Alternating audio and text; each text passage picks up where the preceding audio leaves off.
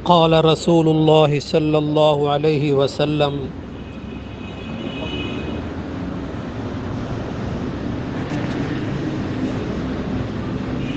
لا تزال قدم عبد يوم القيامة حتى يسأل أو كما قال صلی اللہ تعالی علیہ وسلم۔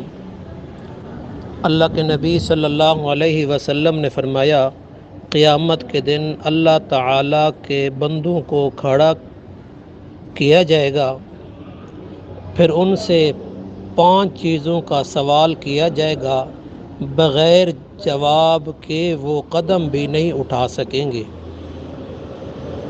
5 سوال ہوں گے۔ پہلا سوال عن عمرہ فیما افناہ،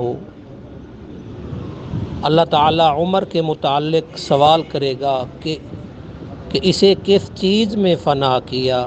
زندگی کا ایک ایک لمحہ قیمتی ہے، خدا را زندگی کے لمحات کو ضائع نہ کریں اور نہ ضائع ہونے دیں۔ یہ دنیا دھوکے کا گھر بھی ہے، دنیا موقع کے گھر بھی ہے۔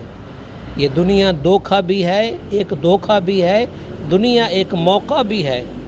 اس زندگی کے لمحات کو قیمتی بنائیں، اسے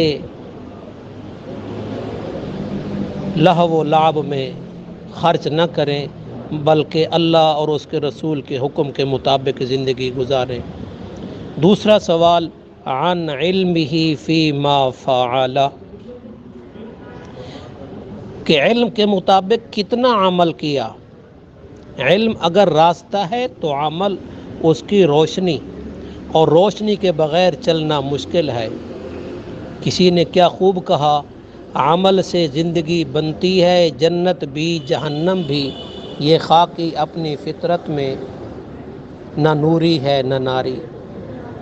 تیسرا سوال وعن مالہ من این اکتسبہ، مال کہاں سے کمایا، حلال ذریعے سے کمایا یا حرام ذریعے سے، سود سے، جھوٹ سے، رشوت سے، دھوکے سے، فراڈ سے، چوری سے،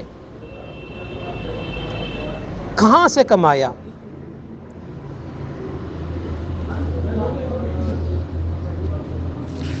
اور چوتھا سوال ہوگا وفیما انفقہ، مال کہاں خرچ کیا تھا۔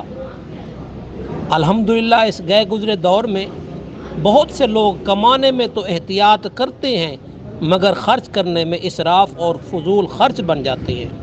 حالانکہ اللہ تعالیٰ کا فرمان ذیشان ہے، کلو واشربو، کھاؤ اور پیو، ولا تسرفو، مگر فضول خرچی نہ کرو، اسراف سے بچو۔ ان اللہ لا يحب المسرفین، اللہ تعالیٰ فضول خرچی کرنے والے کو پسند نہیں کرتا۔ ایسے لوگ اللہ تعالیٰ کی ناراضگی کا سبب بنتے ہیں۔ اور صحیح بخاری میں ہے، رحمت کائنات صلی اللہ علیہ وسلم نے فرمایا، نہا عن اضاعۃ المال، نہا عن اضاعۃ المال، کہ نبی صلی اللہ علیہ وسلم نے مال کو بلا وجہ ضائع کرنے سے منع فرمایا۔ جس طرح حرام کمائی میں برکت نہیں ہوتی، اسی طرح حرام خرچ کرنے سے بھی بے برکتی ہوتی ہے۔ جس طرح ناجائز طریقے سے کمانا حرام ہے، اسی طرح حرام جگہ پہ خرچ کرنا بھی وبال جان ہے۔ دعا ہے اللہ تبارک و تعالی حلال روزی، برکت والی روزی نصیب فرمائے اور حرام پہ خرچ کرنے سے محفوظ فرمائے۔ جہاں اللہ اس کے رسول کا حکم ہے وہاں خرچ کرنے کی توفیق عطا فرمائے، بلکہ یوں کہیں اللہ اور اس کے رسول کے احکام کے مطابق کمانے کی اور خرچ کرنے کی توفیق عطا فرمائے۔